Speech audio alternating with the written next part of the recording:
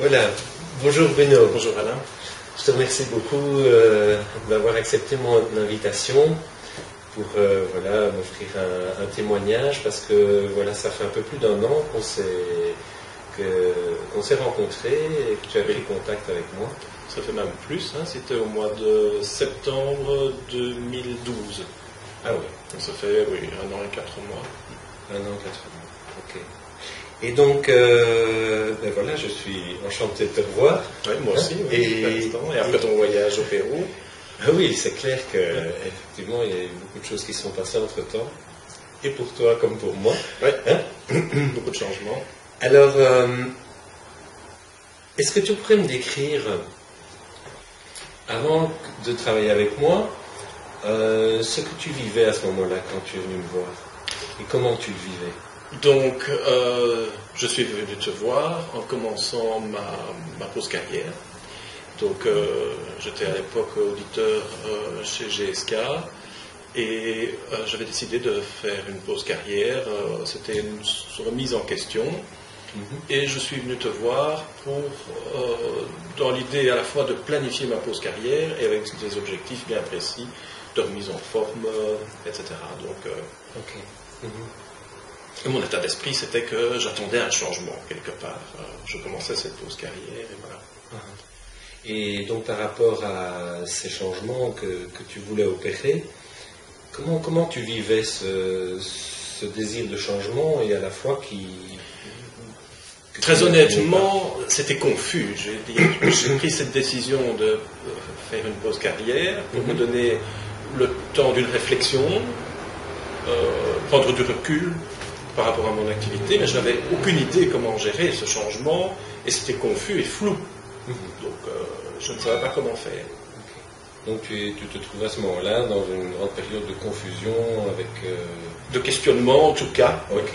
Oui. Questionnement auquel tu n'avais pas nécessairement pas de réponse. Non. Okay. Et donc on a fait tout un chemin ensemble et ce chemin que nous avons parcouru ensemble, qu'est-ce que ça t'a amené à faire de différent, concrètement?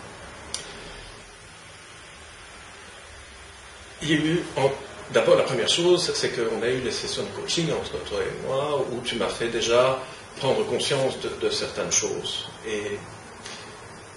Mais le plus important, je dirais, c'est que tu m'as mis le pied à l'étrier.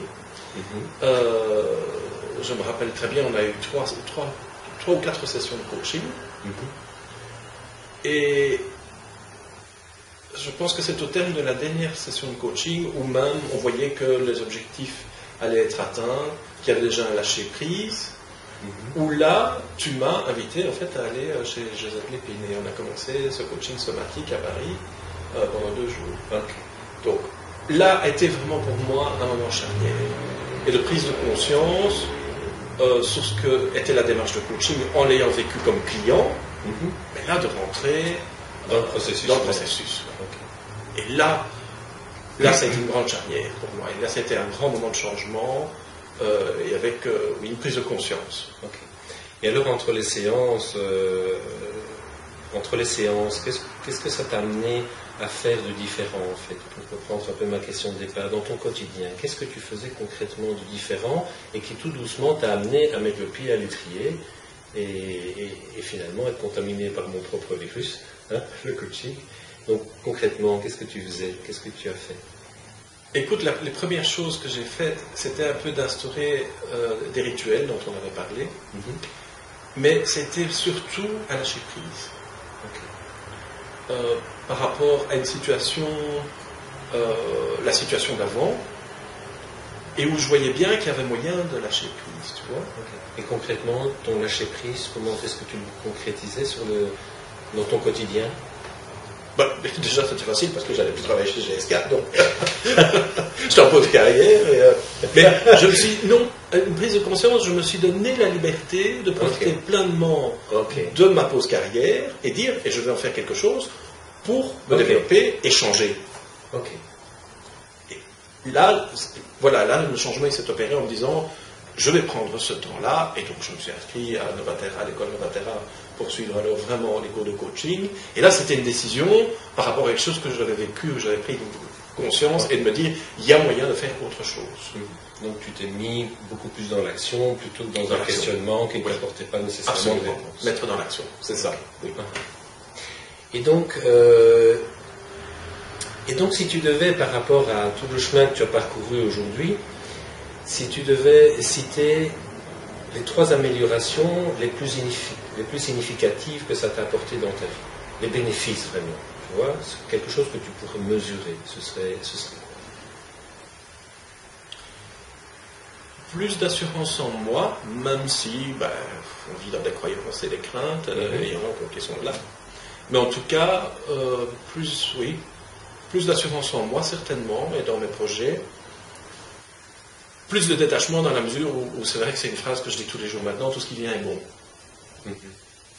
Tout ce qui vient est bon parce que peu importe, c'est pas ça, je pense que le but, c'est déjà de prendre le chemin, comme tu dis, de se mettre à l'action et de rentrer dedans.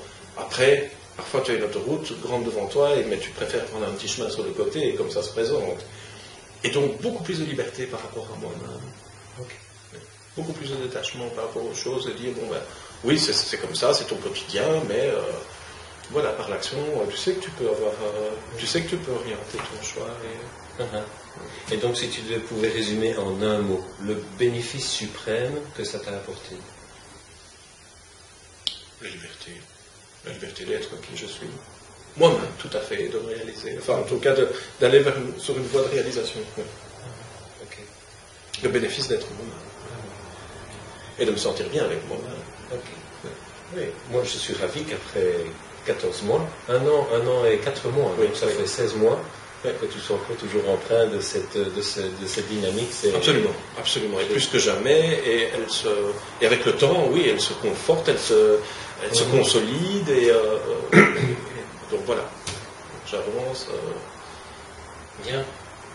Et si une personne devait te parler de la valeur du travail que nous avons réalisé ensemble, qu'est-ce que tu lui dirais? Écoute, j'en fais la promotion inconditionnelle, puisque de toute façon, comme tu dis, j'ai le même virus. C'est magnifique. Je suis convaincu.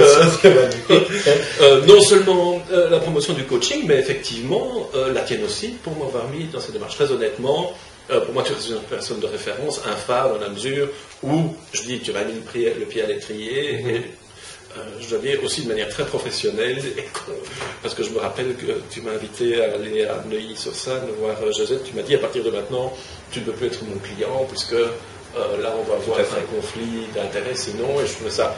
Par après, j'ai trouvé ça très pro de ta part, de l'avoir mentionné. Et puis, non, c'est clair que tu restes un phare, cette première lumière, je vais dire, sur l'océan noir, qui était à l'époque où je ne voyais pas où j'allais. Et là, ça a donné un sens, ça a donné vraiment un sens à mon voyage. Et donc, et je suis toujours dans ce voyage, cette aventure. C'est magnifique. Oui. Et il y a d'autres phares maintenant qui s'éclairent, tu vois, sur mon horizon.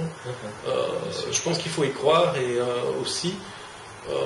c'est une prise de conscience. Et à partir du moment où tu l'as vécu en toi, et ce détachement, ce lâcher prise, et de ne pas rester, fustigé sur certains problèmes de la vie. Bon, on a tous des difficultés, il y en a, on en a aujourd'hui, on en aura demain tous, mais je pense qu'il y a des phares qui sont là, qui nous éclairent. Parfait. Pour naviguer un peu plus loin possible, et pas tout seul, comme tu dis. Et pas tout seul. L'important, c'est d'avoir différents phares sur lesquels on peut prendre des repères clairs et avancer dans sa vie avec la plus grande harmonie possible. C'est un cadeau, je te dirais, c'est vraiment, pour moi c'est une révélation, ce processus de coaching, c'est vraiment été une révélation, et donc voilà, une partie pour l'aventure, dans tes pas. Eh bien, écoute, je te remercie beaucoup et que ton aventure continue encore. Merci, oui, certainement. Merci beaucoup.